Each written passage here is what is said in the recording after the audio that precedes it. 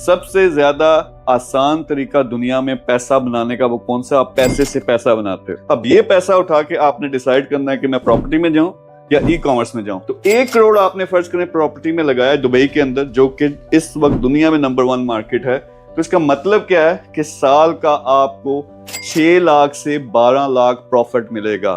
दूसरी तरफ e commerce में प्रॉफिट्स कितने होते हैं? Completely different story. यहां भी आप 1 करोड़ लगाते हो और 1 करोड़ का आप एक स्टोर शुरू करते हो। तो सबसे पहले जो यहां पे एवरेज प्रॉफिट्स हैं वो 18% से लेके आप डिपेंडिंग किस चीज में आते हो, ये आपको 80% या इवन इन सम केसेस 100% भी आपको रिटर्न्स मिलते हैं।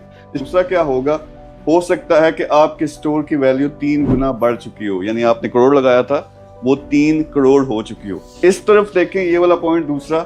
तो 1 साल के अंदर आई डोंट थिंक ज्यादा यहाँ पे चेंज आती है, कई जगह पे छक्का लग सकता है, लेकिन ये 0.5% इस तरह की कोई उसकी वैल्यू बढ़ेगी। प्रॉपर्टी ज्यादा प्रॉफिट वाली है या e commerce? E commerce best है अगर आपके पास करोड़, 2 करोड़, 5 करोड़ है। अगर आपके पास पैसा ज्यादा, फिर आप मिक्स कर सकते हो। Thank you very much.